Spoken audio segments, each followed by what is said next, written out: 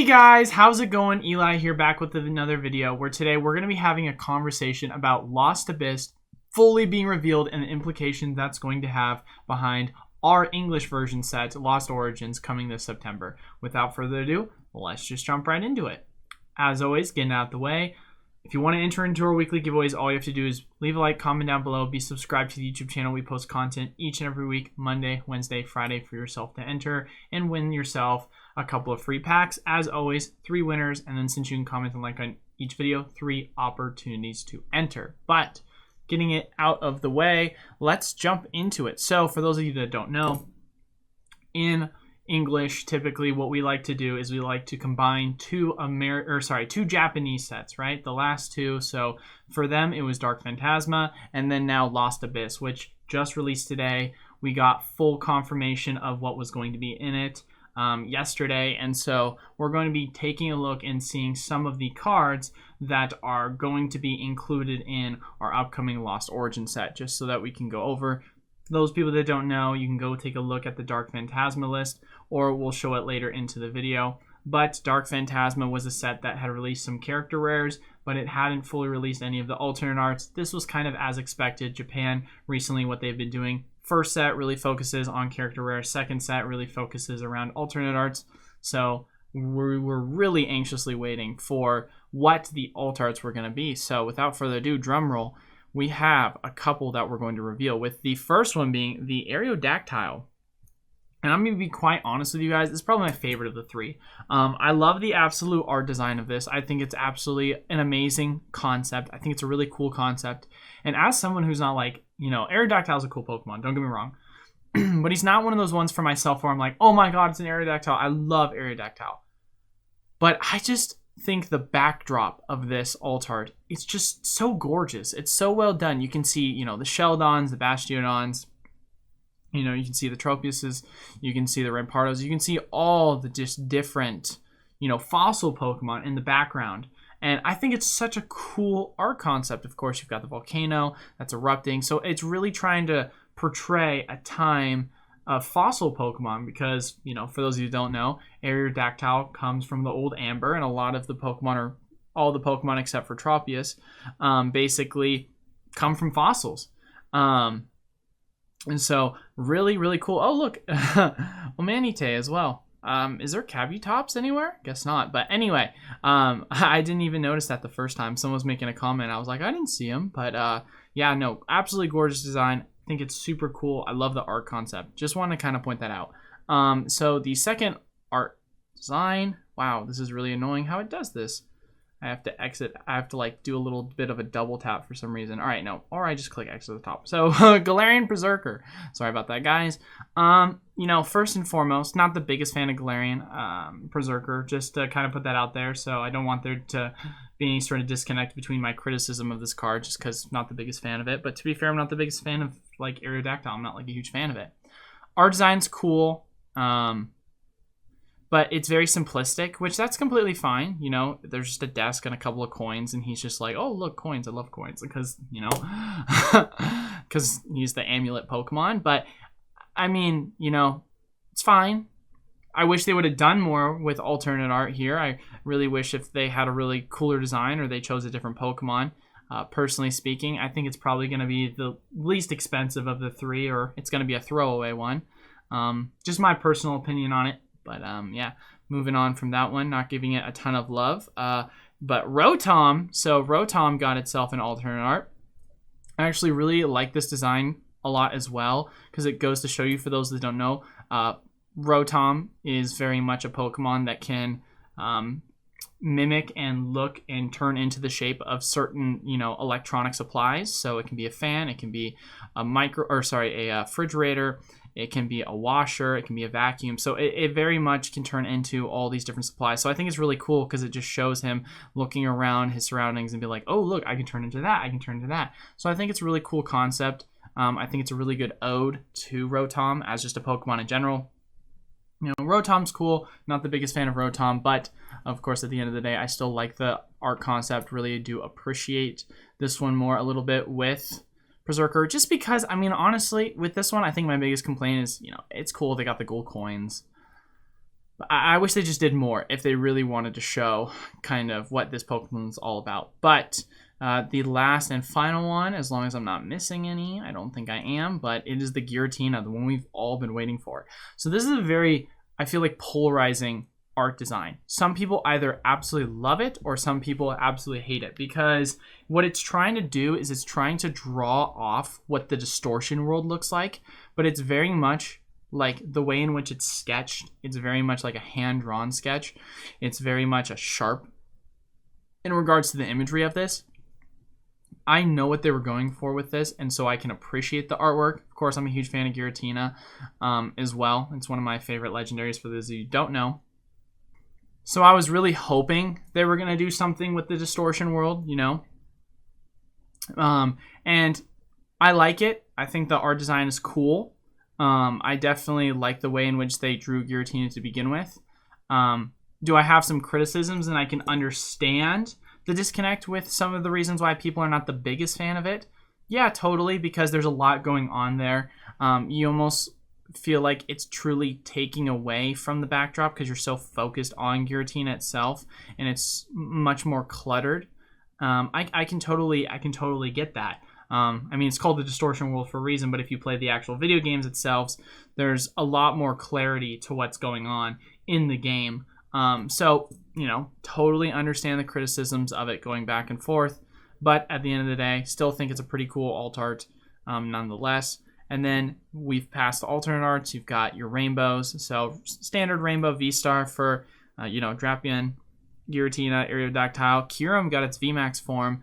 And then, of course, we've got ourselves a Gold Star Giratina. We've got ourselves a Lost Sweeper Gold and then a Collapse Stadium. So those are going to be our gold cards. So, and then, of course, for the the alternate trainer cards, Chorus's Experiment, Fantina, Lady, and Thornton. If I were to guess, I'm going to say Fantina is probably going to be the... I don't know, man. Maybe Lady will be one. I just got to assume Thornton's probably going to be the least popular of the four. But overall, I definitely think it brings value to the set. I think the alternate arts are cool. 3 out of 4 of them, at least for me. If I were to order what's probably going to be the most expensive to least, I got to imagine Giratina first, Aerodactyl second, Rotom third. And then fourth is going to be the Galarian Berserker. Of course, I could be wrong with that. People could, of course, appreciate Aerodactyl more than I realized, but because it is an awesome art design. So, but yeah, no, at the end of the day, really cool set, of course. Now that it's been fully released, then next set up, Dark Phantasma.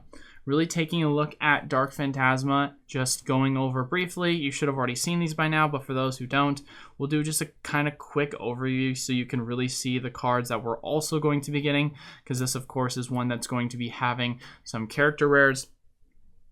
And so as you can see, once again, going off of that Gen 4 theme, it's going to focus around Enamorus. It's going to focus around Zoroark, Gudra. Those are going to kind of be the three. You've got yourself an Enamorus character rare. This is going to be one of the main ones. Personally speaking, I am not even that familiar with Enamorus, which is interesting because I know most Pokemon. So the fact that I am not too familiar with this one, just because I'm not the biggest fan of it at the end of the day, quite honestly. Gallade, although I love Gallade, I think it's cool. I don't know if I can say I really care enough to be at one of the main pulls and character rares. Interestingly enough, it's actually going to be the commons that are going to be the coolest, because you have Sleeping Pikachu, gorgeous design, Gengar by the Fire, really cool design, Hisuian, Arcanine, pretty cool, and then you have Spiritomb and then Snorlax, really cool designs.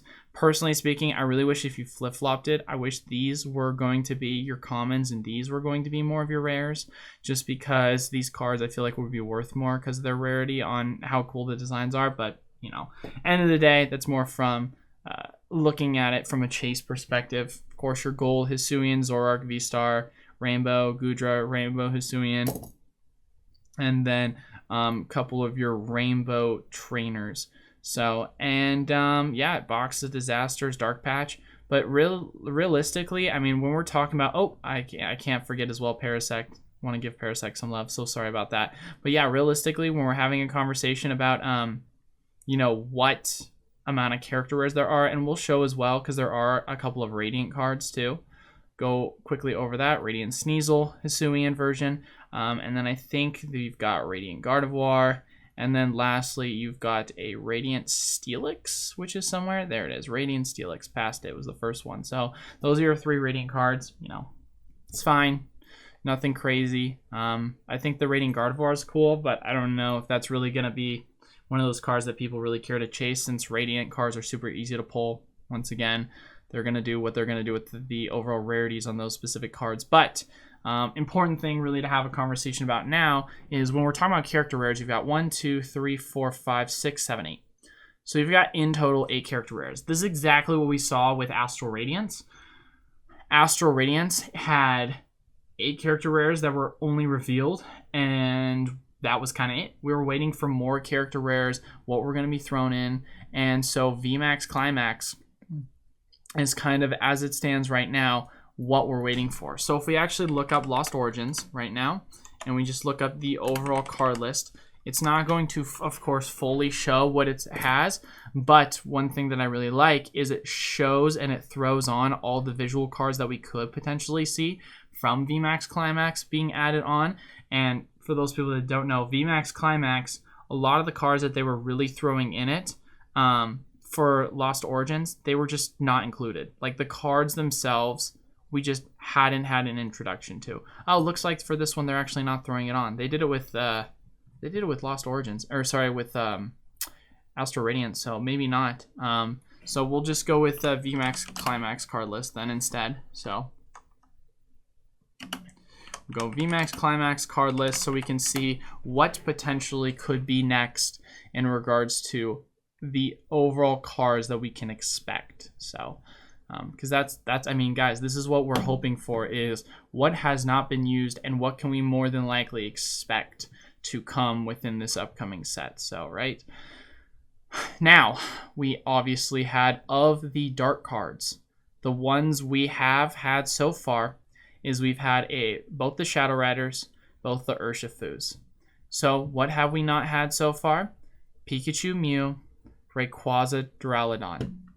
If I were to guess, I could be off base with this, but if I were to guess, I'm going to make an assumption and say they're probably going to put Pikachu and then Mew. I could be wrong with this, but it just makes sense that they would put these two rather than Rayquaza and Duraludon, because obviously you've got the Sleepy Pikachu. They don't have a Mew card in this, but I just see them, it makes more sense for them to throw in Mew more, just because when you think about the set Lost Origins, and like it's very much like a psychic dark theme, and Mew is that, versus Rayquaza and Duraludon, they're more dragon types, and so I just don't see them really throwing in just kind of random dragon type Pokemon into that.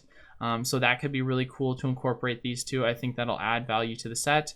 With that, of course, I'm also going to be making an expectation that you're probably going to see Pikachu VMAX being added in. Could be, of course, off base with that. I think you could also see Red's Pikachu being added in. And I think maybe that's another reason why you really had the Sleeping Pikachu as your kind of, standard and just regular character rare, not like the black border one, because this is going to be the black border variation and they don't want to have that kind of crossover with it. Hopefully that makes sense to you guys. Of course, there could be some other ones that have yet to be included. We still have yet to see an Eternatus. We've yet to see Corviknight. We've yet to see some of these other, of course, character cards to be included. Let's see, other just standard character rares we haven't seen. We haven't seen the Charizard. I doubt they would put the Charizard in the set. I feel like they would save that. Just personally speaking, it just seems like something that they would more or less save for later down the line on like a bigger set. Orbeetle, Blaziken, haven't seen that. That just seems like, once again, you're going to see like a Fire Dragon. It just doesn't seem on theme, right? So really hoping, I could be off base with this, but really hoping that the cards they're going to start throwing in is going to be those Pikachu cards. So who knows? Like I said, they could throw in the Rayquaza VMAX and Duraludon VMAX. Be really cool to add the Rayquaza cards, but it just makes more sense they go the Pikachu route. But end of the day, we're still waiting on those when we get the full release. The set doesn't come out for another 2 months, or a little bit less than 2 months at this point. So right now we're just kind of hypothetically speculating what is to come for the full set list. Giving my full review, what I think so far of the set as it stands, because I know people love to hear. Eli, what are your thoughts on this? I think so far this set is, based on what we've seen, slightly more than likely going to be better than, of course, the set Astral Radiance. I think Astral was one of those sets that got saved by its pull rates, which is what kind of put it slightly above Chilling Reign, kind of put it slightly above Fusion Strike, because it was so much easier to get a lot of pulls. Don't get me wrong, of course, they added character rares, which neither of those sets had in them, but the character rares were very much lackluster, nothing crazy to add to it. So with the potential for us having better, crazier character rares in this set, I think that could potentially add a lot of value to the set, as well as being able to, of course, have better alternate arts, more appealing cards, character cards, more or less, or anchor cards, as Northwood likes to call them, when we're talking about what main chase, characters such as Charizard, such as Pikachu, people are really looking for, right? So we're hoping there's going to be some more Pikachus involved with that. Now, of course, everyone's wanting to know, what is the best place to buy it? Where should we go? And kind of just looking at the expectation for the overall market value. So here is my personal theory on this. So if we're going to talk about Lost Origin, right? Don't know why I always have to add everything with an S to it, because it's Lost Origins, or Lost Origins. See, I did it again. Lost Origins, not Lost Origins. You can currently pick it up for as cheap as less than $100 right now if you were to go to TCG Player. So market value so far on this booster box, I mean, look at this. Look at the value. At its highest point, it was going for $120, and you're already seeing it drop down to $99. Price of this box is probably going to keep going down. I think this more has to do with market implications than it does to do with hype around the set, or like lack of hype around the set. And who knows, maybe if we get some really cool character rares introduced, it could add some more hype. It could add some more value to the set. Only time will truly tell with that. But as it stands right now, just TCG Player alone, you're able to pick it up for $100. So, worst case scenario, you go to TCG Player, pick it up for $100. And honestly, I wouldn't be surprised if you go to some other online retailers and you'd be able to pick it up for cheaper elsewhere, because prices on these are going to drop and people are going to have to compete with the standard TCG Player prices once you factor in the fees. And so wouldn't be shocked if you could probably pick this up pre-order for $90-ish, give or take. I mean, we're talking wholesale level prices for a set that's just released, and that really just once again goes to show you how we're kind of changing things up in regards to the demand cycle for Pokemon right now. Because think about this set, right? When it first came out, even Astral Radiance, for a little bit of time, not a ton of time, but basically for the first week, it was $146. Then it was in the 120s for a little bit, 130, and then as it got closer and closer, the price just kept going down and down up until the lead up of the set, right? Typically, it's the other way around. Typically, it starts off a little bit lower and then it goes up. So as it stands right now, we're seeing the price crash, and I don't think by any means, if you can find it for around the wholesale level price, $90, give or take, it's a bad price at all. So definitely a good price to really pick it up at. So overall, I'm excited for the set. I think it's going to be a good set. I think the character rares, of course, we don't know completely confirmed yet, but I think we're going to have some good character rares they're going to add in, just based off the fact of what we're kind of narrowing it down on this list of what they still haven't included in the set. So that's kind of what I'm judging that off on. And then, of course, alternate arts. We only got 4 this time. Of course, you always want more alternate arts, but still, as long as the art designs are cool with them, which for most of them there are, so more is less, or less is more. So, end of the day, enjoy the set. I think it's going to be a good one, and prices on it are already pretty cheap. So, get ready, guys, to be able to get into the era of purchasing booster boxes of Ultra Modern for at wholesale level prices again, because demand is going to keep going down in this market, and I don't see things changing anytime soon, in all honesty, especially if things continue to go the way that it is with inflation and everything going on in the economy. But as far as it goes, that is all for today's video. A little bit of a shorter one, but hopefully you guys found some value out of this. Hopefully you guys really enjoyed the content. As always, make sure if you want to enter into our weekly giveaways, all you have to do is leave a like, comment down below, and be subscribed to the YouTube channel. We post pre-recorded content Monday, Wednesday, Friday. And of course, as always, 3 winners. And since you can comment and like on each video, 3 opportunities to enter. But thank you all so much for watching. Until then, I will see you guys on Monday. Peace.